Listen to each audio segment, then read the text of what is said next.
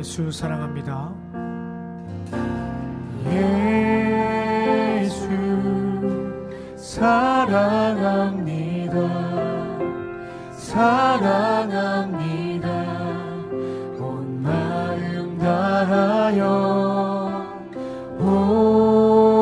오직 주님 한 분만 간절히 더 원합니다.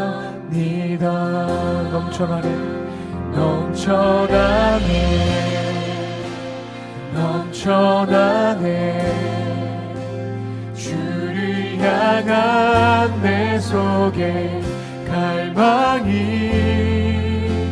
주님께로 날 이끌어 주소서.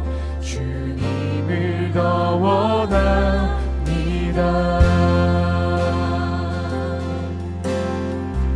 예수 사랑합니다. 예수 사랑합니다. 사랑합니다. 온 마음 다하여 오직 주님 한 분만 간절히 더 원합니다. 다시 한번 고백합시다. 우리 예수 사랑합니다.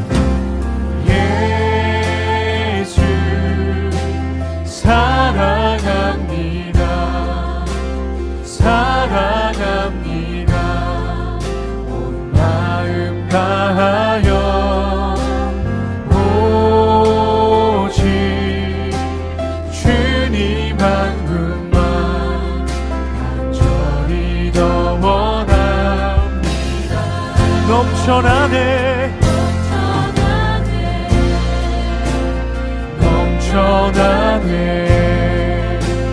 주를 향한 내 속에 갈망이 주님께로 날 이끌어 주소서. 주님을 더 원합니다. 넘쳐나네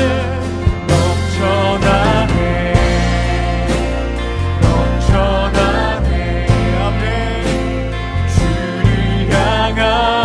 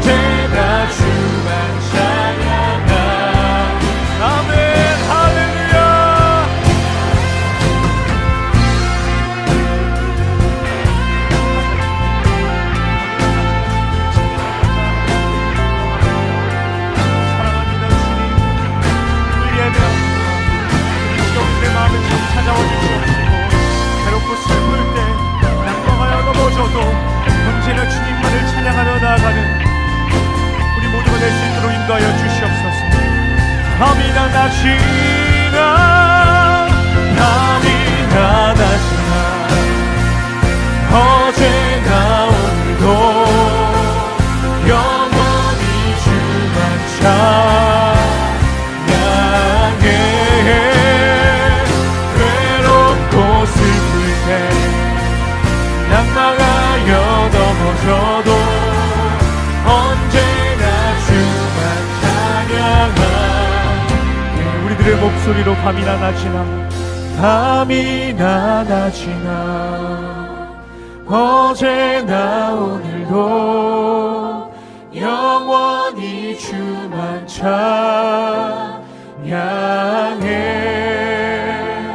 괴롭고 슬플 때 낭망하여 넘어져도 언제나 주만 찬양하겠네. 아멘. 밤이나 낮이나 어제나 오늘도 영원히 주님만을 찬양하며 나아가겠습니다. 아멘. 고린도후서 11장 2절 3절 한번 읽습니다. 내가 하나님의 열심으로 너희를 위하여 열심을 내노니 내가 너희를 정결한 처녀로 한 남편인 그리스도께 드리려고 중매함이로다. 그러나 나는 뱀이 그 간계로 하와를 미혹한 것 같이 너희 마음이 그리스도를 향하는 진실함과 깨끗함에서 떠나 부패할까 두려워하노라. 다시 읽습니다. 고린도서 11장 2절 3절 말씀. 내가 하나님의 열심으로 너희를 위하여 열심을 내노니 내가 너희를 정결한 처녀로 한 남편인 그리스도께 드리려고 중매함이로다. 그러나 나는 뱀이 그 간계로 하와를 미혹한 것 같이 너희 마음이 그리스도를 향하는 진실함과 깨끗함에서 떠나 부패할까 두려워하니라. 아멘. 결혼하는 목적이 뭐죠? 결혼하는 목적이 뭔 것 같아요?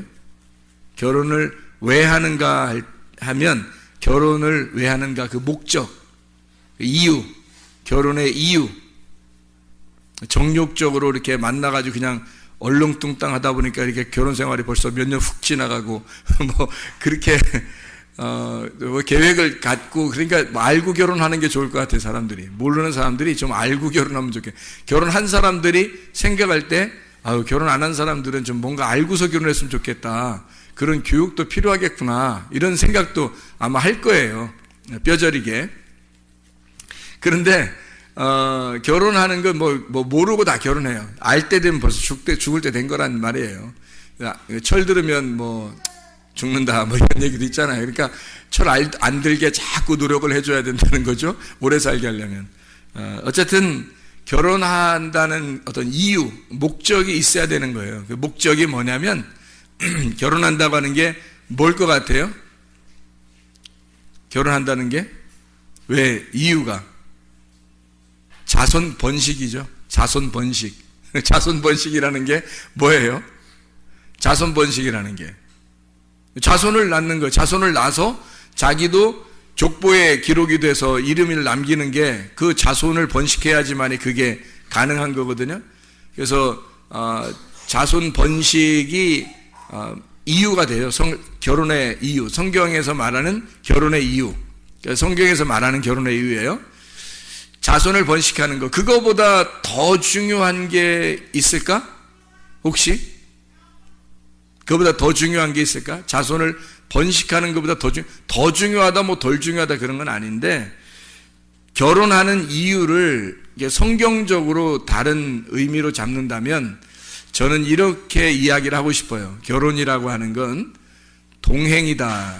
이렇게 동행한다. 그래서 동행하는 것이 결혼의 이유, 목적이다 하는 거예요. 사람들이 아기를 낳을 수도 있고 아기를 못 낳을 수도 있잖아요. 그런데 아기를 낳는 사람이나 못 낳는 사람이나 아기를 낳으면 자손이 번식돼서 뭐 열매를 맺었다는 것으로 뭐 이유가 되겠지만 아기를 못 낳는 사람들도 있잖아요. 그렇다고 해서 이 사람들을 뭐 하나님의 버린 카드라 이렇게 말하기는 어렵잖아요. 아기를 못 낳았어도 그 사람들에게 결혼할 수 있는 이유가 있어야 되죠. 그러면 그 이유, 남편과 아내가 함께 둘이 동행하는 겁니다. 동행하는 거. 그러니까 예수 그리스도를 우리가 신랑 되신 예수님을 우리가 신부가 만나요. 만나면 성경에서는 뭐 해야 된다고 그래요? 동행한다 그래요. 동행한다. 그러니까 예수님과 함께 계속 같이 동행한다. 이거를 결혼 생활이라 그렇게 말하는 겁니다. 그래서 에녹이라고 하는 사람 아시죠? 에녹이라는 사람은 하나님과 어떻게 했어요? 동행하셨다. 그래서 동행했다. 그래서 하나님이 이 땅에 있지 못하게 하나님이 데리고 가신 거죠. 동행하다 보니까 주님과 동행하니까 이 땅에서 동행하니까 하늘나라로 데려가더라는 거예요. 그러니까 이 땅에서 동행한다는 것은 에녹이라는 사람이 하나님과 동행했다고 하는 건 누구하고 동행했다는 말이에요? 뭐하고 동행했다는 거예요? 말씀하고 동행했다는 거죠. 말씀하고 동행했다는 말은 다른 말로 뭐와 동행했다. 뭐와 함께 있다. 말씀은 뭐다? 말씀은 영이잖아요. 그러니까 에녹은 사람인데 영하고 함께 있으니까 그 영이 데리고 간단 말이에요. 그러니까 영의 사람이 됐다는 얘기죠. 그러니까 에녹은 원래 사람인데 영이라는 말씀과 동행하니까 그 말씀이라는 영이 에녹을 데리고 간 거죠. 그죠? 그러니까 말씀이라는 영이 데리고 가니까 이 땅에서도 말씀이라는 영이 함께 동행하잖아요. 동행하니까 에녹은 이 땅의 사람이 아니란 말이에요. 땅의 사람이 아니고 말씀의 사람이라는 거죠. 그러니까 이것을 영이라는 말씀이 데리고 가니까 그러면 땅의 사람이 아니니까 하늘로 올라가는 거예요. 땅과 다른 하늘로 올라갔다 이렇게 말하는 거죠. 에녹이라는 사람을. 그래서 결혼이라고 하는 게 우리가 씨를 퍼뜨린다라는 의미가 우리에게는 큰 의미예요. 결혼이라고 하는 성경적인 결혼의 의미는 씨를 퍼뜨린다, 열매를 맺는다. 이것이 굉장히 큰 의미인데 그거와 맞먹게 큰 의미가 뭐냐면 하나님과 동행하는 겁니다. 그 신랑과 동행하는 거죠. 그게 결혼의 이유가 된다. 그래서 하나님과 동행하고 있습니까? 그 말은 다른 말로 뭐라고 할 수 있겠어요? 하나님과 동행하고 있습니까? 하나님과 동행하고 있습니다. 그 말은 하나님과 결혼했습니까? 하나님과 결혼하시고 같이 살고 있습니까? 라는 얘기가 되겠죠. 그거죠. 그래서 하나님의 아들이 우리의 신랑 되셔서 그분과 내가 동행하고 있으면 결혼 생활에 들어갔단 말이에요. 결혼 생활에 들어가고 그와 함께 지금 동행하고 있는가? 결혼 생활하고 있는가라고 이야기할 수가 있다는 얘기입니다.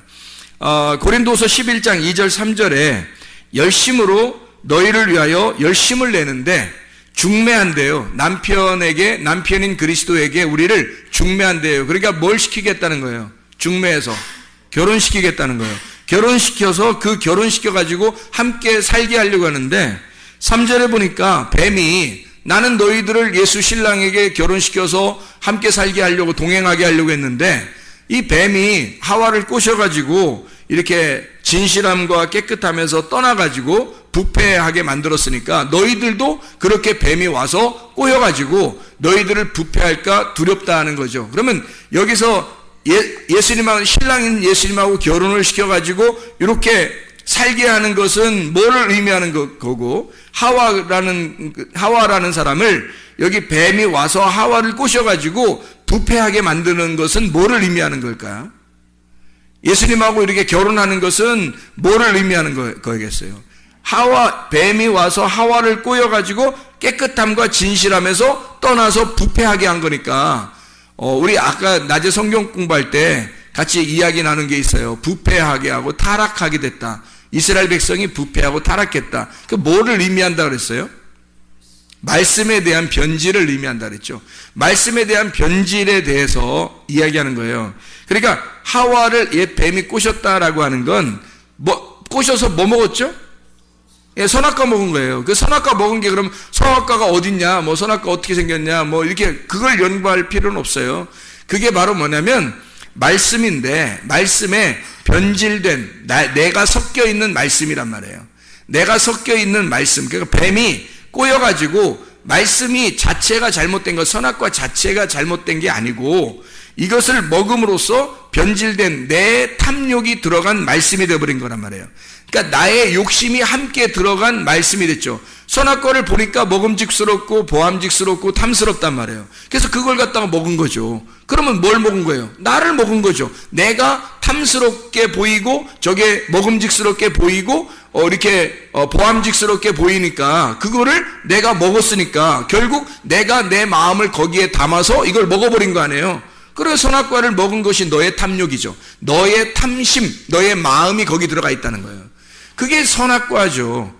선악과는 간단한 겁니다. 내가 중심이 된 말씀이에요. 그럼 생명나무는요, 내 마음이 들어있는 게 아니라 무슨 마음, 누구 마음이 들어있겠어요? 하나님 마음이 들어있는 게 생명나무라는 거예요. 그래서 내 마음의 틀로 성경을 보면 선악과적으로밖에 못 보여요. 선악과적으로밖에 안 보인다고요. 그러니까 아까 우리가 자세하게 설명했지만 선과 악으로 나누어서도 자기가 선 쪽에 선택을 했다 손 치더라도 선악과란 말이에요. 왜냐하면 이것은 선악이라는 관념으로 나누어 버렸기 때문에 자기의 탐욕, 내가 보는 눈으로 틀을 만들어서 성경을 보니까 이 틀에서 벗어나지를 못하는 거예요. 그러면 그걸 선악과 먹는다라고 이렇게 얘기하는 거예요. 선악과가 어떻게 생긴 게 아니라 말씀을 의미하는 거거든요. 근데 똑같은 이 말씀을 하나님의 틀을 가지고 말씀을 보게 되면 내 틀을 벗어났기 때문에 하나님의 마음으로 성경을 보는 거예요. 그럼 이걸 생명나무라고 그러는 거란 말이에요. 그래서 그 생명나무의 틀을 가지고 성경을 보면 이 선악과를 덮어버린 이 말씀을 가지고 하나님 마음을 깨닫게 돼. 그래서 이 생명나무 열매를 따먹잖아요. 그러면 그 하나님의 마음 안에서 이 틀이 가지고 있는 성경을 먹어버린 거죠. 깨달은 겁니다. 이해가 된 거예요. 마음으로 이해가 된 거예요. 근데 하나님의 마음을 알게 된 거죠. 그걸 먹어버린 거예요. 그러니까 생명나무를 먹으니까 그 틀, 하나님이 가지고 있는 틀도 벗어나는 거죠. 그게. 그러면 이제 진짜 하나님의 아들이 되는 거란 말이에요. 그게 성경에서 우리에게 말하는 기본적인 틀이에요. 기본적인 틀. 그러니까 옛 뱀을 등장시켜서 하와를 얘기해가지고 너희가 부패한다는 말은 결국 뭘 얘기하는 거다? 말씀의 변질을 의미하는 거다. 말씀의 변질은 다른 게 아니라 이 성경책이 변질됐다는 게 아니라 네 마음이 탐욕으로 가지고 있는 마음의 눈으로 이 성경을 보기 시작했다. 그러면 이걸 타락이라 그런다. 이게 부패했다. 그래서 뱀이 그걸 꼬시는 거다. 이런 얘기예요. 그래서 너는 진실함과 깨끗함으로 말씀을 봐야 되는데 요거를 바꾸어 보게 한다는 거예요. 바꾸어서 보게 한다. 이렇게 나눠서 선악과로 먹게 한다는 거죠. 말씀을. 이 바울은 이 사람들을 어떻게 하고 싶다? 신랑이신 예수님하고 결혼을 시키고 싶어요. 그럼 신랑이신 예수님이 뭐예요? 신랑이신 예수님이 여기 지금 나와 있잖아요. 그죠? 고린도서 11장 2절 3절에 신랑 되신 예수님이 뭐라고 나와 있어요? 그러니까 남편이죠. 그러니까 남편 대신 신랑 대신 예수님이니까 지금 신랑이 남편이지. 그럼 신랑이 신부겠어요? 신랑 대신 예수님이 뭐라고 나와 있어요? 여기에 신랑 대신 예수님이 남편으로 나와 있는데 그 남편이신 신랑 대신 예수님이 뭐라고 나와 있어요? 진실함과 깨끗함으로 나와 있잖아요. 그러니까 진실함과 깨끗함이 신랑이라고요. 그러니까 여기서 자 보세요. 진실함과 깨끗함에서 네가 떠나니까 부패하잖아요. 타락하잖아요. 누가 왔어요? 옛뱀, 하와를 꼬시는 옛뱀이 왕고인 거죠. 그죠? 그러니까 말씀을 놓고 가운데 말씀을 놓고 진실함과 깨끗함의 말씀이라는 게 있단 말이에요. 진실함과 깨끗함의 말씀이 있는데 옛 뱀이 와가지고 이 세상에 요거를 진실함과 깨끗함에서 떠나게 만드는 거예요. 그러면 내 마음이 담겨서 내 틀을 가지고 요거를 빼내서 이거 성경을 보기 시작하는 거예요. 그러면은 부패하게 되는 거란 말이죠. 근데 너는 어떻게 봐야 돼? 신랑 되신 예수님이라는 진실함과 깨끗함으로 성경을 봐야 된다는 거죠. 그죠? 신랑 되신 예수님하고 진실함과 깨끗함으로 성경을 본다는 말은 다른 말로 말하면 뭐가 될까요? 신랑 되신 예수님하고 동행한다는 얘기가 되는 거예요. 다른 말로 동행은 뭐라고 할까요? 결혼이라고. 신랑 되신 예수님하고 결혼했다. 그 말은 뭐라고요? 진실함과 깨끗함으로 결혼했다는 거예요. 진실함과 깨끗함이 뭔데? 말씀. 그래서 말씀이신 신랑 되신 예수님, 그분이 진실함과 깨끗함이고 거기에서 네가 너가 포함되면 부패해버린다는 거죠. 네가 포함되면, 네 마음이 거기에 들어가 버리면, 자, 성경 말씀 자체는 잘못된 게 아니에요. 근데 내 마음으로 성경을 보면 이건 타락해버린다는 거죠. 내 마음으로 성경을 보면. 그러니까 내 틀을 가지고 벗어나지 못하고 성경을 보는 것 자체가 하나님을 모르는 거잖아요. 하나님을 모르는 게 뭐냐면 죄예요. 죄라는 건 관역에서 멀어졌다는 얘기예요. 관역에서. 그러니까 하나님의 원래 의미에서 벗어났다는 얘기입니다. 그러니까 그 죄에서 의롭게 되려면 그 벗어난 데서 돌아와야 되는 거예요. 하나님하고 가까워졌다. 그러면 하나님과 동행한다는 말은 뭐예요? 아까 뭐라 했어요? 하나님과 동행한다는 말은 결혼이라 그랬잖아요. 그러면 관역으로 딱 들어왔다 그러면 하나님과 동행하는 거고, 동행한다는 말은 같이 있다는 얘기잖아요. 같이 함께 있다는 얘기잖아요. 그러니까 여기서 이 관역에서 벗어나면 죄고, 여기서 관역으로 다시 돌아오게 되면 동행하는 거죠. 동행하면 이걸 뭐라고요? 결혼이라고. 그래서 관역으로 다시 돌아오면 결혼했다는 얘기예요. 관역으로 돌아오면 결혼을. 그러면 예수님하고 결혼했는데 우리가 결혼한다는 말은 지금 뭐예요? 뭐하고 결혼했다는 거예요? 말씀. 어떤 말씀? 진실함과 깨끗함이라는 말씀. 그분이 누구라고? 우리의 신랑 되신 예수님이라고. 그 예수님에게서 너 마음이, 너의 프레임, 너의 그 틀이 여기에 딱 껴 맞춰지면 이게 벗어나는 거라고, 이게. 네 마음으로 이걸 잡아당기는 거라고요. 그래서 여기에 있는 관역에서 벗어나게 된다고요. 왜? 네 마음이 들어갔잖아요. 네 마음이 들어갔으니까 네 마음 아니고 하나님 마음으로 봐야 되잖아. 그럼 하나님 마음 안으로 들어가면 동행, 하나님 마음 안으로 들어가면 의로움, 하나님 마음 안으로 들어가면 그걸 결혼이라 그러는. 그리고 그 하나님 마음 안으로 들어가면 결합되었다, 하나가 되었다라는 말이고, 그럼 의로움이라. 근데 여기서 하나님의 마음에서 벗어나면 두 마음이 된 거고, 네 마음이 같이 있으니까 이게 두 마음이고, 그래서 벗어나면 죄, 결혼해서 벗어났다, 떨어져 나왔다 이 말이에요. 결혼해서 떨어져 나왔다. 그러니까 하나님하고 결혼해야 동행하는 건데 함께 있지 않다. 그러니까 결혼해서 벗어난 거죠. 무슨 말인지 알겠죠? 그래서 널 중매해서 결혼시키려고 하는데, 그 말은 다른 말로 말하면 뭐예요? 관역 안으로 집어넣으려고 하는데, 너를 의롭게 하려고 하는데, 너를 관역 안으로 집어넣어서 말씀을 하나님의 마음 안으로 집어넣으려고 하는데, 마귀가 와가지고 널 어떻게 한다? 하나님의 마음에서 벗어나게 만들려고 한다. 하나님의 마음에서 떨어져 나오게 하려고 한다. 한마디로 말하면 죄를 짓게 만든다는 거예요. 어떤 이런 죄를 짓는 게 아니에요, 여러분. 성경의 하마르티아는 죄를 짓는 게 아니라 관역에서 벗어나고 빗나갔다는 뜻이에요. 그러니까 여기 가운데 들어가면 결혼이고 하나님과 동행하는 거고, 그걸 의로움이라고 그러고 그걸 결혼이라 그러는 거예요. 에녹이라는 사람이 하나님과 동행했더라. 그 말은 말씀과 하나가 되었더라 그 말이에요. 말씀과 하나가 돼서 말씀과 같이 걸어가고 있더라는 거예요. 그게 동행. 한마디로 말하면 그 말씀하고 에녹이 결혼했더라 그 말이에요. 그래서 그렇게 살고 있더라. 그러니까 그가 계속 아기를 낳는 것도 진리의 말씀을 열매로 낳는 거죠. 그런데 여기서 벗어나게 되잖아요. 그러면 내 마음이 들어가 있는 거. 그러니까 모든 사람들은 노아 시대 때나 에녹 시대 때나 모든 사람들은 다 어떻게 돼 있냐면 말씀에서 벗어난 자, 동행하지 않는 자들이었다는 얘기예요. 그래서 멸망당하는 겁니다. 그 부패하는 게 간단한 거예요. 말씀에서 벗어나는 거를 진리의 말씀, 진실함과 깨끗함에서 벗어나니까 거짓이 되는 거예요. 진실함에 반대니까 거짓이 된 거고, 깨끗함에서 벗어나니까 더러움이 되는 거란 말이에요. 그러니까 말씀 자체가 진실함과 깨끗함이라는 신랑인데, 여기서 벗어나니까 더러움이라고 하는 것과 거짓의 말씀으로 네가 살고 있다라는 얘기예요.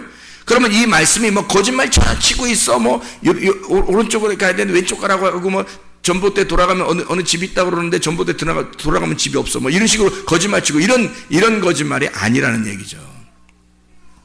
그런 게 아니라 말씀에서 벗어났다는 얘기예요. 말씀에서 벗어났다. 여기 들어가면, 요 말씀에 관역 안에 들어가면 깨끗함과 진실함이 있다. 거기서 벗어나면 더러움과 거짓이 있는 것이다. 여기에. 그래서 죄는 벗어난 거고, 관역 안으로 들어가면 의로움이고 결혼이고 이렇게 되는 거죠. 바울은 여기서 이 교회 사람들에게 내가 너희들을 중매해서 예수 그리스도와 결혼시키려고 하는데 혹시 마귀가 와가지고 너희를 빼내서 밖으로 벗어나게 할 수도 있겠다. 그거 조심해야 된다. 그래서 너희가 그렇게 해서 부패할까봐 내가 참 힘들다. 이렇게 얘기를 하는 거죠. 두렵다. 자, 결혼하는 목적이 자손 번식이죠. 이게 결혼하는 목적 자체가 자손 번식, 다른 말로 말하면 씨를 퍼뜨리는 겁니다. 씨를 퍼뜨리는 게 결혼의 목적이 되는 거예요. 남자들만 그런 목적을 가지고 있는 게 아니고 여자를 통해서 남자가 여자를 통해서 씨를 번식하는 것이 이제 그들의 결혼의 목적이 되는 겁니다. 그래서 성경에는 씨 뿌림이라는 게 나오는 겁니다. 씨 뿌린다. 그 마태복음 13장에 보면 그 씨를 뿌리는 자가 나오죠. 씨를 뿌리는 자. 그리고 또 씨를 뿌리는 자가 한 명이 나오는 게 아니라 둘이 나와요. 이 씨를 뿌리는 자가 공교롭게도 어떻게 둘이 나오냐면 마태복음 13장에 보면 씨 뿌리는 자가 나오는데 이 씨 뿌리는 자가 13장에 24절부터 24절부터 30절까지 말씀에 씨를 뿌리는데 좋은 씨를 뿌리는데요. 천국은 좋은 씨를 뿌리는데 밭이 여기다 원수가 가라지를 덧뿌린대요. 좋은 씨를 뿌리는 데다가 원수가 가라지를 덧뿌린대요. 24절부터 30절까지 말씀에. 그죠? 그랬더니 둘이 그냥 함께 자라나도록 그냥 둬라 그랬잖아요. 둘이 그냥 함께 자라나도록 둬라.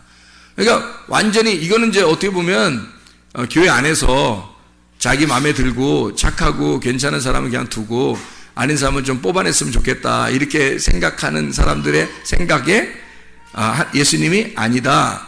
그런 사람들도 그냥 이렇게 둬라. 이런 말씀처럼 여겨지잖아요. 예수님이 사랑이 많으셔서 그런 것처럼 여겨지잖아요.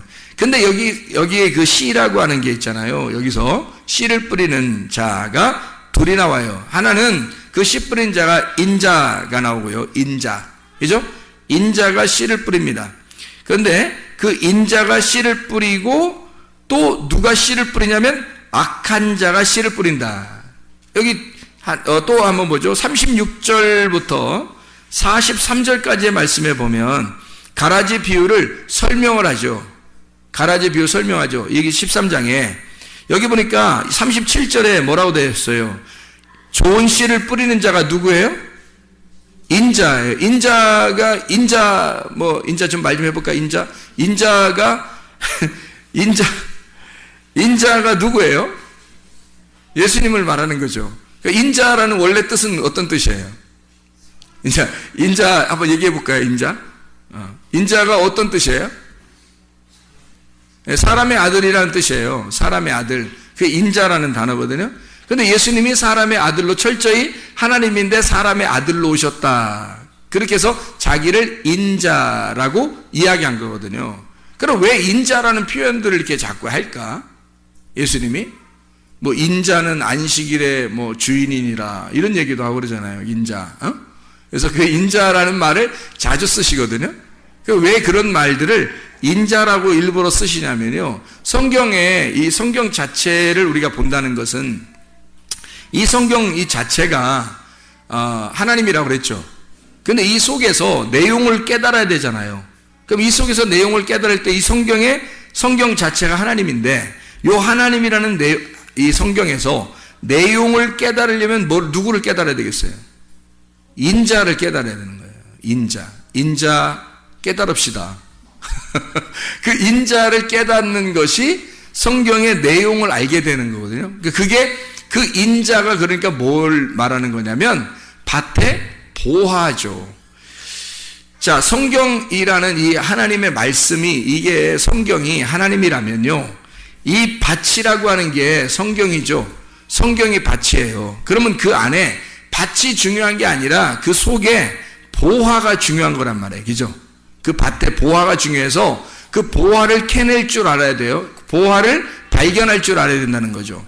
그러면 여기 있는 이 성경이라는 하나님 안에서 인자라는 예수님을 발견해내지 못하면 천국을 발견할 수가 없는 거죠. 그래서 인자라고 하는 천국을 발견해야 된다. 그래서 좋은 씨를 뿌리는 자가 인자요 이렇게 돼 있죠. 악한 씨를 뿌리는 자는요, 악한 씨를 가라지를 뿌린 39절에 가라지를 뿌린 원수가 누구예요? 마귀요, 마귀. 그래서 씨를 뿌리는 것에 대한 이야기가 나오죠. 씨를 뿌리는 자가 누구라고요? 인자. 그리고 하나님의 아들들이 나옵니다. 그렇죠? 하나님의 아들들. 그런데 우리가 이제 여기서 잘 알아야 될 것은 하나님의 아들들이 나오는 것이 이 하나님의 인자를 통해서 인자가 씨를 뿌려가지고 하나님의 아들들이 나오니까 하나님의 아들들이 엄청 많이 이렇게 나오는구나 라고 생각하지만 사실 여러분이 성경을 볼 때 그렇게 보면 내 눈으로 보는 거란 말이에요. 내 틀을 가지고 역시 성경을 보는 거죠. 다시 한번 하나님의 틀을 가지고 성경을 보기 시작하면 원수 마귀가 뿌린 것은 가라지예요. 가라지가 원래 그 밭에 이렇게 논밭에 가면 가라지가 훨씬 더 큽니다. 가라지가 훨씬 더 크고 강해요. 튼튼하고요. 곡식보다요. 이게 가라지가 원래 더 커요. 튼튼해요. 그래서 이제 그거를 이제 교회들에서 적용할 때는 뭐 좀 염소 같은 자들, 이렇게 나쁜 염소 같은 자들, 괜히 트집 잡고 뭐 이런 사람들, 그런 사람들이 훨씬 더 교회에서는 또 뭐 중직을 맡아가지고 교회를 막 이렇게 좌지우지하고 뭐 그렇게 한다 이런 생각도 얘기하고 그러는데 이게 말씀이거든요, 말씀. 그래서 가라지라고 하는 게 훨씬 더 크다 할 때 요 가라지들은 자, 이게 그 좋은 씨를 뿌려서 하나님의 아들들이 나왔고, 그리고 악한 씨를 뿌려서 악한 원수가 악한 씨를 뿌려서 악한 자녀들이 나온 거예요. 그러면 이 두 개 중에서 사람을 의미하는 게 아니고요. 이게 말씀을 의미하는 겁니다. 근데 말씀을 의미하는 건데 제가 말씀을 이렇게 하니까 사람을 또 얘기 안 하는 줄 알고 그렇게 하면 또 안 돼요. 사람을 얘기하는 건데 말씀으로 제가 설명을 한다는 얘기예요. 자, 왜 그러냐면 이런 말이에요. 자, 인자가 씨를 뿌려서 하나님의 아들들을 이렇게 산출해 냈어요. 인자가 씨를 뿌려서. 그리고 악한 마귀도 씨를 뿌려서 가라지들을 많이 냈어요. 그럼 여기서 양쪽 다 이렇게 많은 거예요? 아니면 좀 달라요? 우리의 틀을 가지고 보면은 양쪽 다 많은 거죠. 양쪽 다. 그런데 하나님의 틀로 한번 생각해 보자고요. 악한 원수가 뿌린 씨앗은 많습니다. 많고요. 그 가라지들은 많다. 그런데 하나님의 아들들은 하나예요. 하나님의 아들들은 하나. 왜 이렇게 이야기를 하냐면 하나님의 아들이라는 그 씨, 좋은 씨를 뿌린 자가 누구예요? 인자란 말이에요. 인자인데 그 인자가 씨를 뿌려서 그 씨가 전달이 돼가지고 하나님의 아들들이 나왔어요. 그러면 그게 누구의 씨라고요? 누구의 씨를 받았다고? 인자의 씨를 받았잖아. 그러면 그 하나님의 아들들이 결국 누구의 씨라는 거예요? 인자의 씨라는 거예요. 그러면 그 하나님의 아들들은 여러 개겠어요? 아니면 하나겠어요? 하나예요. 인자의 씨를 받은 자들이잖아. 인자가 누구라고? 예수님, 하나님의 아들은 하나밖에 없어요. 하나님의 아들이 여럿이 있는 게 아니라고. 하나님의 아들은 하나라고요. 독생자 하나. 그래서 하나님도 하나. 하나님의 아들도 하나라고 설명하려고 하는 거예요. 그러니까 하나님을 자기 아들로 설명을 한 거예요, 이 땅에. 그러니까 하나죠. 그 인자의 그 하나의 씨를 받은 자는 하나란 말이에요. 거기에 속한 자니까. 그 하나에 속한 자들이니까 하나님의 아들들은 여럿이 아니라 하나가 나오는 거예요. 근데 다른 그 악한 자의 씨앗은요, 많다고요. 악한 자의 씨앗은 많다고. 자, 보세요. 요한계시록을 한번 볼까요? 요한계시록 17장 15절의 말씀에 보면 또 천사가 내게 말하되 네가 본 바 음녀가 앉아있는 물은 백성과 무리와 열국과 방언들이라 이러죠. 많아요? 한 사람이에요? 많죠. 음녀가 앉은 물이 백성들, 무리들, 열국들, 모든 사람들을 얘기하는 거예요. 그죠? 음녀가 앉은 물이 그렇다는 거예요. 그럼 음녀가 앉은 물은 말씀인데, 그 말씀은 그 음녀가 앉은 백성들, 그 백성들이 많다. 가라지를 뿌린 악한 마귀가 뿌린 그 가라지가 많은 거다라는 거죠. 하나님은 영도 하나고, 침례도 하나고, 하나님도 한 분이시고, 교회도 하나고, 그리스도의 몸도 하나예요. 다 하나로 설명하거든요. 그래서 진실함과 깨끗함인 겁니다. 진리라고 하는 건 하나여야 되거든요. 그리고 깨끗함도 하나여야 되는 거예요. 그래서 우리가 마지막 요한계시록에 세마포를 입을 때 색깔이 있는 옷을 입어요? 아니면 색깔 없는 옷을 입어요? 색깔 없는 옷을 입는 거예요. 무교병, 뭐가 섞이지 않은 무교병, 깨끗한, 아무것도 섞이지 않은 하나, 단순한, 깨끗하고 순진한 그런 말씀을 얘기하는 거예요. 하나죠, 하나. 그게. 그래서 인자를 설명할 때 성경 구약에서 보면 여러 선지자들이 나와요. 그렇죠? 여러분이 아는 선지자들 누구 나와요? 선지자들 중에서는 여러분이 아는 선지자, 성경의 구약에 선지자를 보면 많이 선지자가 나와요. 근데 제가 선지자라고 여러분에게 설명할 때 어떤 선지자라고 제가 말할 수 있냐면, 제가 말하면 아담의 아들 중에서 가인이 아벨을 죽이고 누가 아담에게서 태어났죠? 셋. 이게 하나님을 아는 자란 말이에요. 여호와 이름을 부르는 자, 이 셋이라는 사람이 하나님을 아는 자예요. 그리고 이 셋의 자손 중에서 하나님하고 동행하다가 올라간 사람이 있어요. 누구예요? 에녹이라는 사람이 있죠. 그죠? 그 당대에 그러면 여러 명이 올라갔어요? 에녹 혼자 올라갔어요? 에녹 혼자 올라갔잖아요. 그러면 그것도 아쉬운 게 에녹이 낳은 자식들도 있고, 그죠? 에녹에 뭐 부인도 있으니까 자식들도 낳았을 거 아니에요. 근데 에녹 혼자 올라가더라고요. 그죠? 이상하잖아요? 그러니까 셋이라는 그 아들도 하나 나오고요. 그 다음에 에녹도 하나 나오더라는 얘기예요. 그죠? 그 당대에 다 올라가지 않고 에녹 혼자 올라가잖아요. 그럼 노아는요? 노아 식구들 7명 있었죠. 노아하고 합해서. 그래서 노아하고 합해서인데 누구만 은혜를 받았어요? 하나님과 동행하는? 노아만 하나님과 동행하고, 그 말은 하나님과 동행했단 말은 뭐라고 해요? 하나님과 결혼했다고. 하나님하고 결혼하고 하나님의 관역 안에 들어간 사람은 노아 한 사람 나오잖아요. 노아 한 사람. 그러면 그 이후에 노아의 자손 중에서 하나님이 인류를 다 멸망하고 하나님의 그 아들을 다시 한번 또 선택을 해요. 그때 누구를 선택해요? 아브라함을 선택하잖아요. 아브라함, 이삭, 야곱을 동시에 선택했어요? 아니, 아브라함을 선택했어요. 아브라함을 선택하니까 이삭, 야곱이 나오는 거잖아요. 그렇죠? 그래서 아브라함을 선택을 하죠. 근데 그 당시에 뭐 아브라함만 뭐 훌륭했겠어요? 인간성으로 보면 모든 사람이 있었는데 아브라함 한 사람을 딱 선택하잖아요. 그렇죠? 그리고 왕들도 아브라함 자손으로부터 왕이 많이 나오는데 그 이후에 모세도 나오고 막 이렇게 막 나오잖아요. 그 아브라함의 그 자손들 중에서 하나님이 그 왕을 누군가 삼아가지고 이스라엘 백성을 이끌어 애굽에서 끌고 나온 그 한 사람이 있어요. 누구예요? 모세죠, 모세. 모세가 왕이에요, 왕. 그러니까 이 모세라는 사람을 통해서 이스라엘을 끌어내죠. 근데 분명히 모세와 여호수아, 아론 뭐 다 있었거든요. 근데 하나님은 모세 한 사람을 딱 부르는 거예요.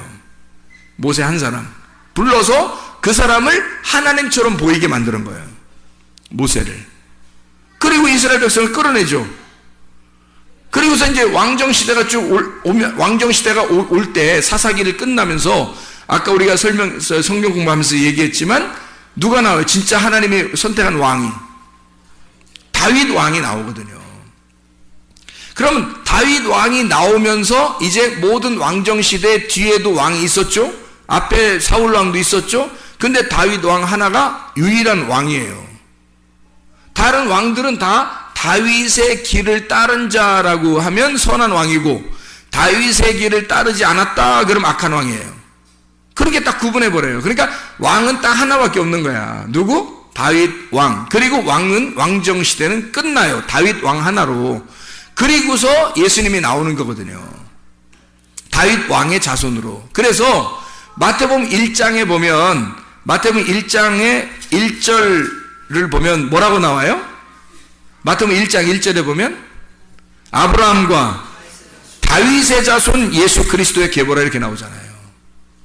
예. 뭐 다른 왕들이 있었을 수도 있는데도 아니라는 거야. 그렇게 성경을 쓰는 게 아니라면, 왕은 다윗 하나만 딱 골라놓은 거예요. 하나만. 그러면 자, 왜 제가 지금 하나를 얘기했을까요?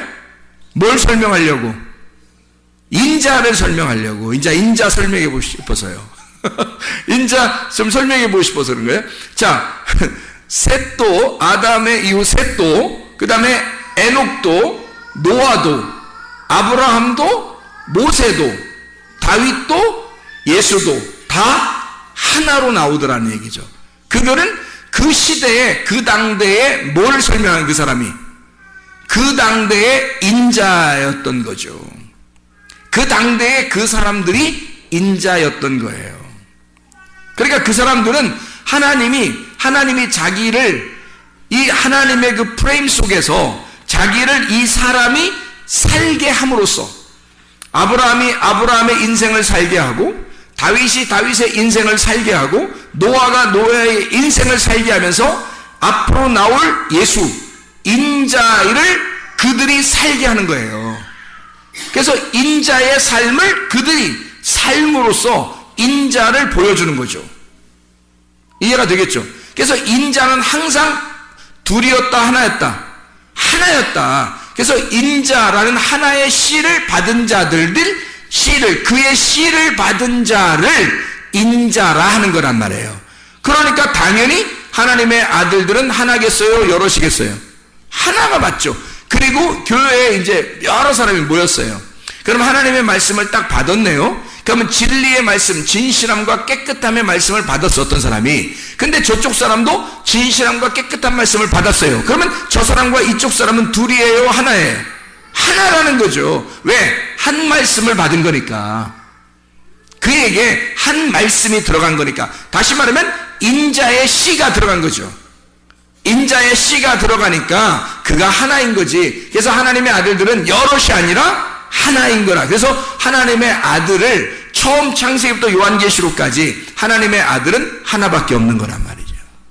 이해가 되겠습니까? 예. 그리고 악한 자들은요, 백성들과 열국들과 무리들과 수많은 사람들, 그 많은 각자의 말을 가진 자들, 그 각자의 프레임 속에 자기를 집어넣어 자기의 틀을 가진 성경을 믿는 자들이란 말이에요. 자기의 틀을 가지고 성경을 믿는 그 사람들, 자기 틀이 안 깨진 거예요. 자기 틀이 안 깨진 그 수많은 백성들 위에 음녀가 앉아있다는 거죠. 그러면 밑에 있는 그 사람들은 다 뭐예요? 음녀들이 되는 거란 말이에요. 그래서 음녀들의 큰 어미와 같은 자가 큰 바벨론, 그 혼합된 말씀을 가진 자, 바벨론이란 말이에요. 그게 음녀라는 거죠. 그러니까 진실함과 깨끗함의 그 말씀을 가진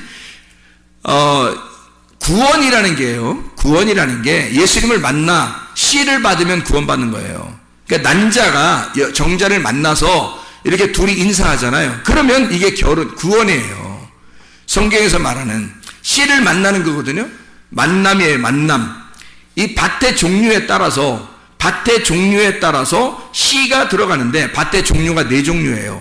길가밭, 가시밭, 돌짝밭, 좋은 밭. 좋은 밭에서만 씨가 열매를 맺어요. 그러니까 문제는 씨에 있었던 게 아니라 밭에 있는 거죠. 문제는 씨가 있는 게 아니에요. 밭에 있는 거란 말이에요. 그래서 밭에서 이 세 개의 나의 틀을 깨고 좋은 밭이 돼서 나를 풀어버리면 그게 씨가 들어가 씨가 스스로 일을 한다는 거죠. 씨가 스스로 일을 해서 그 씨가 열매를 맺는 거예요. 우리 밭에 들어와서. 그거를 결혼을 통해서 사람들에게 설명하는 거예요. 이 하나님의 말씀을, 그 말씀이라는 씨를 설명하기 위해서 결혼을 시키는 거예요, 사람들을. 이 땅에서. 근데 결혼을 하고, 자기가 결혼을 하는 것은 뭐 때문에 결혼하는 거라고요? 정욕으로 결혼하는 거라고. 그게 탐심이라고요. 그 탐심으로 결혼한 거니까 결혼한 모든, 이 땅에 결혼한 모든 사람들은 다 뭐 먹은 거예요? 선악과 먹은 거라니까요. 선악과를 먹는 것이 결혼이었다고요. 여러분이 결혼하는 그 남편들 있잖아요. 또 아내들 만나잖아요. 그 여러분 이 땅에서 만난 모든 사람들은 다 선악과와 결혼한 거예요. 그러니 그 선악과가 자기를 심판할 수밖에 없는 거고, 그 심판하는 선악과가 그 정욕, 탐욕, 보암직, 먹음직, 탐스럽게 하는 선악과였구나. 나의 정욕, 탐심이라는 우상숭배, 이게 내가 다른 걸 만났었구나 라는 것을 하나님으로부터 우리 나왔는데, 원래 하나님이 우리를 만드셨는데, 우리가 결혼을 이 땅에 있는 사람과 결혼함으로써 이게 그와 하나가 되는, 정욕으로 하나가 되는 거란 말이에요. 그래서 여러분 다 알고 결혼한 사람이 없잖아요. 이 땅에 모르고 결혼하는 거라고요. 모르고 결혼하는 게 성경적이고, 원래 알고 결혼해야지 성경적으로 했나요 제가? 그건 제가 다르게 설명했잖아요. 왜냐면 무슨 말이냐면, 모르고 다 결혼해요. 그게 다 선악과라 결혼하는 거고, 그게 정욕이고 탐욕이란 말이에요. 여러분이 결혼한 거 다 모르고 결혼했죠? 우리보다 더 모르고 결혼한 사람들 얼마나, 인디안들이나 뭐 이런, 거기 아프리카나 어디 이 정글이나 이런 데서 결혼하는 사람들 보세요. 진짜 알고 결혼하는 사람들, 완전 동물같이 결혼하잖아요. 그냥. 이 사람 저 사람 서로 이렇게 하고. 이게 결혼이 뭔지도 모르고 그냥 하는 거예요. 근데 우리가 성경을 통해서 보면 결혼이라는 게 굉장히 신성한 거란 말이에요. 그러니까 이 땅의 정욕적인 것으로, 탐욕으로 결혼했는데 그게 음란이었단 말이에요. 여러분의 결혼은 다 음란입니다. 솔직히 음란 없이 결혼하는 사람이 누가 있어요? 다 음란으로 결혼해요. 선악과로 결혼하는 거라고. 그게 정상이라고 했잖아요. 그게 정상이고, 이 결혼을 통해서 이제 뭐를 깨달아야 되는 거예요? 생명나무를 먹어야 되는 거라고. 생명나무를 깨달으러 가는 거예요, 여러분이. 그게 선악과 먹고서 그대로 죽어버리지 말라고. 그러니까 결혼한 것으로 이게 만족이, 이게 끝인 줄 알고 요거 선악과 먹고서 죽어버리지 말. 그게 선악과라니까요. 여러분 이 땅에 결혼한 자체가 선악과라고. 이게 여기서 그 아내를 보고 남편을 보고 성경을 깨달아야 되는 거예요. 성경을 깨달아, 이게 이런 식이었구나. 이게 말씀이라는 게 내 틀을 가지고 결혼했잖아요. 내 틀을 가지고 결혼한 것이 그게 선악과니까, 그게 정욕이니까, 여기서 벗어나면 하나님의 틀로 갈 거 아니에요. 하나님의 틀로 가는 것이 구원이에요. 생명나무란 말이에요. 거기가 그쪽 생명나무로 가는 거예요. 말씀을 깨달은, 결혼이 이런 거였네. 와, 세상에 결혼이 이렇게 거룩한 것이었구나. 내가 뭣도 모르고 결혼했. 그래서 결혼한 사람이 후회 막심해야 되는 거예요, 원래. 3년 지나면 다 그것 같다 하면서 후회하고 그러는 게 그 성경적이에요. 3일 길을 간 거잖아. 3년을 지나서 3일 길을 가고 보니까 1년은 1일이고 1일이 1년을 해서 3일 길을 딱 가고 나니까 3년 지나니까 다 똑같더라 이거야. 응? 다 죄인이더라 이거야, 이게. 그걸 깨닫고 내가 결혼한 것이 이게 뭐냐 도대체 이럴 때, 그 자신의 그 자책감 속에 살을 때, 그때 주님을 만나는 거예요. 말씀을 깨닫는 거예요. 말씀을 깨달으니까 이제 색다르게 보이는 거죠. 다르게 보이는 거야, 이제. 그래서 생명나무의 열매를 먹고 결혼이 보이는 거예요, 이제. 그러면 그때부터 알고 결혼 생활하는 거예요. 그러니 기독교인들은 결혼 생활이 점점 밋밋해지는 게 아니라, 결혼 생활에서 점점 재미없는 게 아니라, 기독교인들은 결혼 생활이 점점 재밌어야 되는 거예요. 생명나무 먹는 길을 알게 되니까 결혼을 통해서밖에 이해가 안 되거든, 이게 성경이. 그러니까 이게 말씀을 깨달으면 깨달을수록 점점 더 확장되는 거죠. 자기 속에 채움이 있는 거예요, 이 결혼 생활이라는 게. 얼굴 보는 게 아니에요, 이제. 몸매도 보는 게 아니고. 이제는 진짜 진의, 속에 있는 내용을 보기 시작하는 거예요. 결혼에 대한 의미를 보기 시작하는 거고, 그러니까 그 남편과 아내가 점점 더 신기하게 보이는 거예요. 신비로운 거지, 그냥. 그 비밀이라 그러잖아요. 그래서 결혼은 비밀이라. 그리스도와 교회를 만나는, 그리스도와 교회가 만나는, 신랑과 신부가 만나는 게 이게 비밀이라는 거예요. 그래서 처음에는 선악과 이 정욕으로 만나서, 탐심으로 만나서 우상숭배에 빠져버리는 거야. 그게 빠져버리는 게 그게 결혼이야. 이 땅에서 결혼하고 그 다음에 주님을 만나서 진짜 진리를 깨달아요. 그래서 생명나무의 열매를 먹고 영생하는 겁니다. 그게 구원이에요. 그래서 밭의 종류에 따라 씨가 상황이 달라져요. 네 종류의 밭이 있죠. 그래서 이 밭이 있는데 이것이 좋은 밭이 될 때까지 이 세 개의 밭을 제거하는 거거든요. 우리의 속에서 이 세 개의 밭을 제거하고 좋은 밭으로 나아가는 거예요. 그래서 이 좋은 밭이 옥토라고 하죠. 좋은 밭. 이 옥토에 가면 하나의 씨앗을 심어요. 하나의 씨가 심어져요. 그럼 하나의 씨가 심어져요? 1000개, 100개의 씨가 심어져요. 하나의 씨가 심어지는 거예요. 왜 그러냐면 결혼을 하면 이게 아는데 수억 개가 남자께 들어간단 말이에요. 그러면 여자가 그걸 딱 봤는데 거기서 남자 거 수억 개 중에서 한 개가 딱 결합이 되는 거예요. 한 개가. 그러니까 보세요. 그 한 개가 열매로 나오는 거예요. 그러니까 이 씨앗은 딱 한 개인 거야. 수많은 씨앗 다 필요 없어요. 그 수많은 씨앗은 다 죽는 거예요. 그 장애물에 걸려서 다 죽습니다. 그러니까 그 씨앗 하나가 남자의 그 씨앗 하나가 여자한테 들어가잖아요. 들어가면은 그 거리가 있을 거 아니에요. 그 들어가서 이렇게 막 헤엄치면서 가는 그 거리가 있을 거 아니에요. 그 거리가 얼마 정도 될 것 같아요, 여러분? 뭐 과학적으로 그거 증명해 봤나요? 가는 그 거리가 저기 총각은 듣기 싫어서 나가네, 저기 보니까. 이 거리가 어느 정도 되냐면요. 한 20cm 안팎이에요. 그래서 20cm 정도도 안 돼요. 이게 그 헤엄쳐서 가는 이 거리가요. 20cm도 안 돼요. 근데 그 20cm 안 되는 그 거리를 수억 개가 출발한다고요. 수억 마리가 출발하는데 이게 어느 정도 출발하면 건장한 남자가, 잘 들어요. 건장한 남자가 철인 5종 경기를 5km를 철인 5종 경기로 장애물을 극복해서 한 번도 쉬지 않고 달려가야지만이 도달할 수 있는 거리. 이게 그 씨앗 하나가요. 하나가 딱 이렇게 착상이 되기 위해서 수많은 이 수억 개의 씨들과 경쟁을 합니다. 부딪히고 경쟁하고 여기 그 장애물도 있고 해서 그걸 쭉 충돌에 나가서 이것이 끝까지 그 철인 5종 경기 건장한 남자가 약 한 5km를 한 번도 쉬지 않고 장애물을 뛰면서 수영하면서 막 가는 자전거 타고 수영하고 막 뛰고 뭐 장애물 건너고 해서 5km를 한 번도 쉬지 않고 달려가는 그 노력과 똑같대요. 그 씨앗 하나가 거기 착상될 때까지가. 그렇게 모든 수억 개의 그 씨앗에서 그 하나가 들어가서 꼴이 나는 거예요. 그는 그 건장한 남자의 5km를 쉬지 않고 달려간 그 수고를 해서 거기서 꼴이 난 거거든요. 그래서 애가 나오는 거예요. 이 씨앗이 나오는 거예요. 여러분들은 대단한 사람들이에요. 대단한 사람들 여기 지금 앉아있는 게. 그래서 그 씨는 하나예요. 하나의 씨가 들어가 그 하나의 씨앗이라는 열매를 나오는 거예요. 그게 성경적인 이야기들이거든요. 하나님이 그렇게 다 우리 몸속에 숨겨놓은 거예요. 이 말씀을. 그래서 이 갈라디아서를 한번 봐봐요. 갈라디아서 4장을 한번 봅시다. 갈라디아 4장. 4장에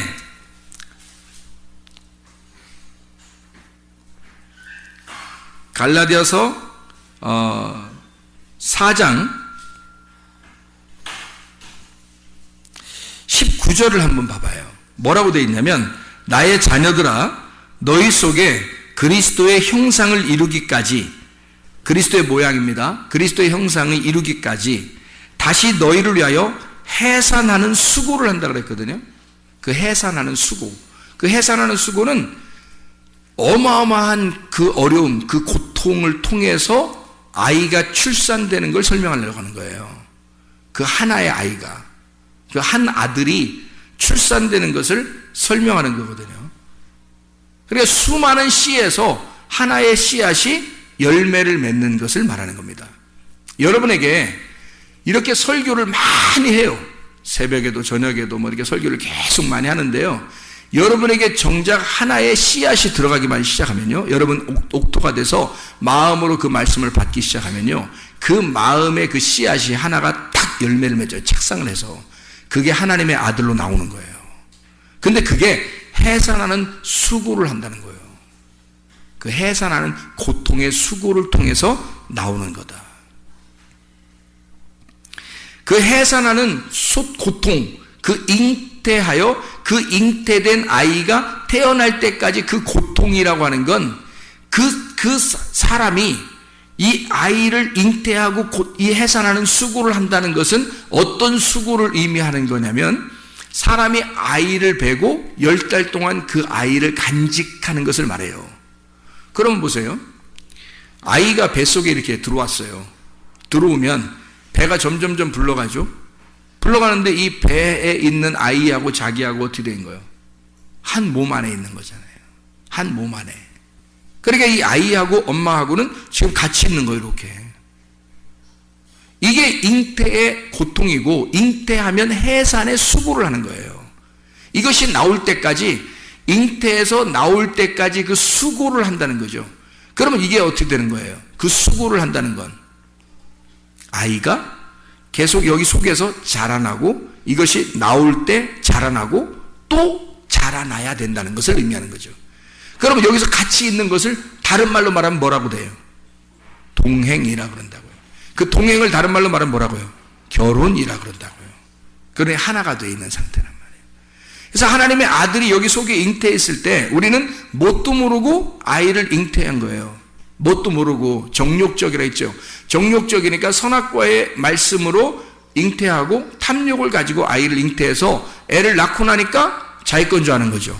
그래서 이게 탐욕이 속에서 발동이 됩니다. 그래서 아이가 태어났을 때 이상하게 자기하고 일치를 시키고 싶고 이상하게 자기가 보이고 그래서 이 아이가 딴 하나님 거 같지가 않고 내 거 같은 거예요. 그래서 이게 자꾸 탐욕으로 보기 시작하는 거예요. 그래서 이 자녀를 통해서 나를 키우는 거죠.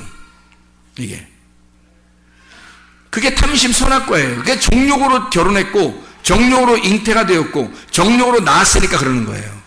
이것을 말씀으로 이제 잉태가 무엇이다라는 걸 깨닫고 그리고 아이가 태어난 것이 하나님의 아들이라고 하는 것이 하나의 씨가 나온다는 것을 설명하려고 그 말씀 하나가 우리의 속에서 씨앗이 되어서 열매를 맺고 나온다고 하는 것을 우리가 알게 되면 그 다음에 이 아이를 볼 때 어떻게 보이겠어요? 말씀으로 보이겠죠. 이 아이가 그냥 내 새끼로 보이는 게 아니라 이게 말씀으로 보이는 거죠. 이게 하나님의 아들로. 그러면 그때부터는 이 아들이 내 아들이 아니니까 이게 의미가 달라지는 거예요. 의미가 달라지고 나의 탐욕의 눈으로 보는 게 아니라 이제는 하나님의 눈으로 보기 시작하는 틀이 바뀐 거죠. 이 프레임이 바뀐 거예요. 하나님의 눈으로 보는 거죠. 그러니까 처음에는 선악과로 먹는 게 맞아요.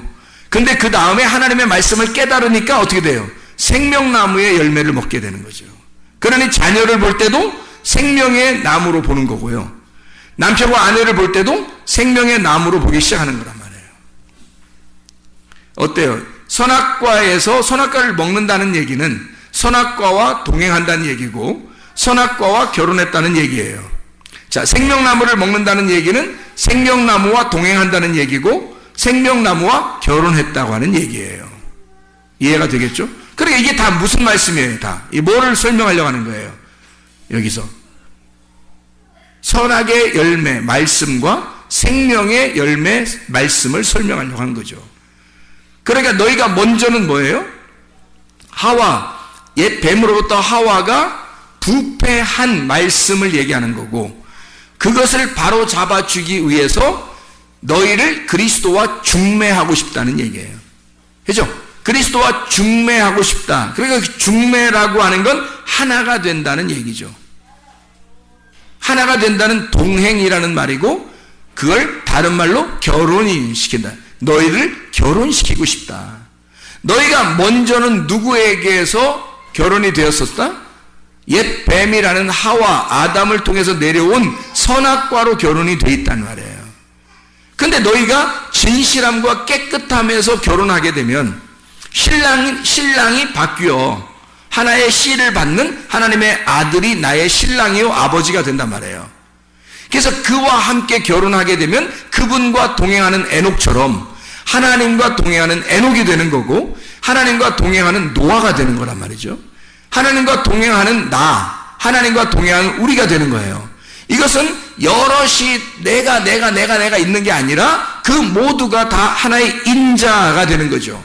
하나님의 아들 인자. 그러면 그 인자를 발견할 때 성경이라는 이 프레임 속에서 인자가 발견돼야 거듭난다니까. 그런 그 인자를 깨달아야 거듭나니까 이 노아를 알고 에녹을 알고 아브라함을 알고 다윗을 알고 예수를 알 때 그 전에는 모르고 우리의 눈으로 봤단 말이에요. 그런데 우리의 눈을 벗어나서 하나님의 씨앗이 들어와 이걸 보기 시작하니까 하나님의 눈으로 보기 시작하게 되는 거죠. 아, 인자가 옛날에 있었던 예수 그리스도, 그분이 인자라고 자기를 했던 건 구약에 있었던 이런 모든 하나님의 프레임 속에 있었던 사람들을 일컬어 예수가 집약적으로 자기를 인자라고 표현했구나. 그 인자로 표현한 것은 요한복음 1장 14절에 말씀이 육신이 돼서 오셨다. 말씀이 육신이 돼서 오셨다. 이걸 누구라고? 예수라는 인자라고요. 그러면 그 인자라는 예수가 그 당시에 지금으로부터 약 2000년 전에 그냥 그때 사시다가 죽으시고 부활하신 그 예수, 그분이 인자라고 돼버리면 여러분하고는 아무 상관이 없는 인자죠. 그분이 그냥 그렇게 가셨다면 우리하고는 상관없는 인자가 된다고요. 무슨 말인지 알겠어요? 지금 그분이 인자가 되실 때, 사람의 아들이 되실 때 뭐가 뭘로 됐다고요? 말씀이 육신이 돼서 인자가 됐다. 이해가 되겠어요? 자, 구약에 에녹이라는 사람, 셋, 아담의 아들 셋이라는 사람, 그리고 에녹, 그리고 노아, 아브라함, 모세, 다윗, 예수 다 인자예요. 그럼 그 인자가 뭐가 들어간 거예요? 그 사람들 속에? 말씀이 들어간 거란 말이에요. 말씀이 함께 동행하고 있고 말씀과 결혼한 자고 말씀과 하나가 된 사람이란 말이에요. 그 당시에 그 사람들은 그 말씀을 사는 사람들이었다고. 그러니까 하나님의 아들 말씀이 육신으로 들어가 그 안에 하나가 된 말씀과 하나가 된 말씀과 결혼한 말씀과 동행하는 그 사람이니까 그걸 인자라고 하는 거라고요. 그러면 예수 그리스도를 통해서 우리도 말씀이 내 안에 들어오면 말씀이 내 안에 들어와 인자가 지금도 내일도 내일 모레도 계속 인자가 나와야 된다는 얘기죠. 말씀이 육신에게 들어오는 그 생기가 들어온 인자가 있어야 된다는 얘기죠. 이해가 되겠습니까? 그러면 하나님의 아들이 그 인자니까 말씀이 내 속에 들어와 인자가 돼버리면 그 사람의 아들은 성경의 내용 안에 들어간 하나님의 아들이 된다는 얘기죠. 그게 말씀을 깨닫는 겁니다. 그래서 천국 가는 거예요. 거듭난다는 건 인자의 씨를 받아야 거듭나요. 다른 도는 거듭날 수 없다. 그래서 인자의 씨는 어떤 씨라고요? 진실함과 깨끗함이라는 씨라고요. 그게 성령의 말씀이고 진리의 말씀이라고 하는 거예요. 그거와 반대되는 건 더럽고 거짓인 말씀이라는 얘기예요. 그래서 거짓말하는 자들을 거짓 선자라 그러는 거고 더러운 것을 입은 자를 음녀라 그러는 거고요. 그들은 많은 씨를 가지고 있고 많은 열매를 가지고 있어요. 많은 백성들 위에 음녀가 앉아 있고요. 그런데 예수 그리스도는 하나의 씨를 가지고 있다고요. 하나님의 씨를 가져서 그 하나님의 씨, 하나의 씨라는 진리를 우리의 속에 심어놓기를 원한다고요. 그래서 우리는 여럿이 아니라 그 인자 안에 들어간 사람은 다 인자가 되어서 하나가 되는 거예요. 그래서 하나님의 아들은 하나인 거죠. 그 하나님의 아들인 하나가 천국인 거고요. 그 안에 우리가 속해서 살아가는 겁니다. 기도하겠습니다.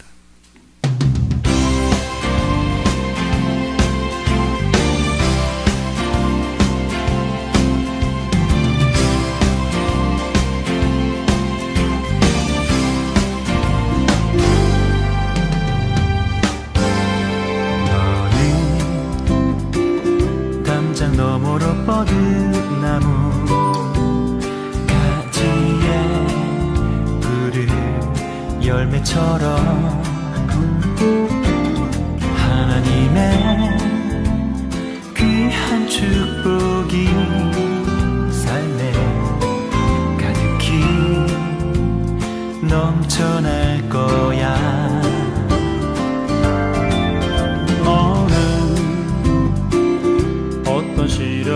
와도 능히 이겨낸 강한 발이 있어.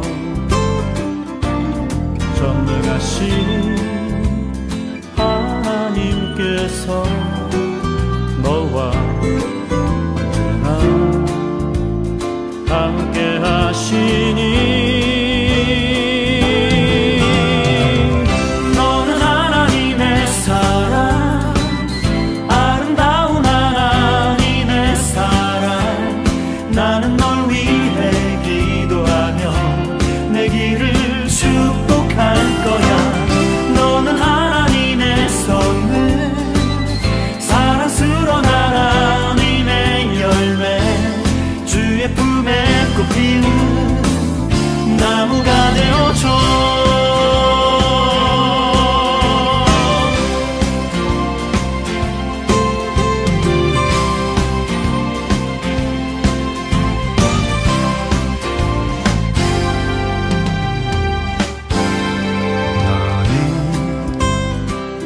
담장 너머로 뻗은 나무 가지에 푸른 열매처럼 하나님의 귀한 축복이 삶에 가득히 넘쳐날 거야. 너는 어떤 시련이 와도 능히 이겨낸 강한 발이 있어. 전능하신 하나님께서 너와 언제나 함께 하시니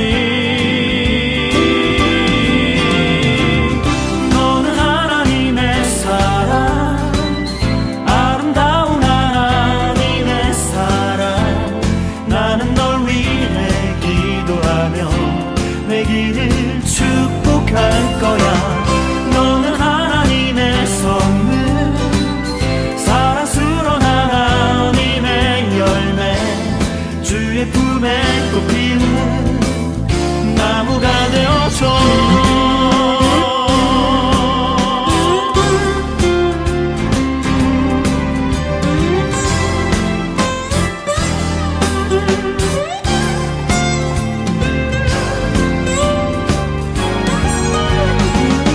너는 하나님의 사랑, 아름다운 하나님의 사랑. 나는 널 위해 기도하며 내 길을 축복할 거야.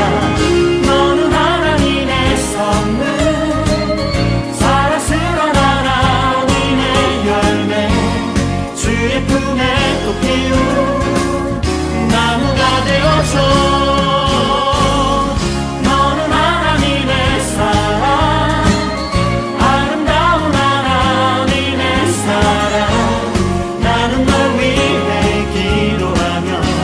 내 길을 축복할 거야. 너는 하나님의 선물, 사랑스러운 하나님의 열매, 주의 품에 꽃 피운 나무가 되어줘.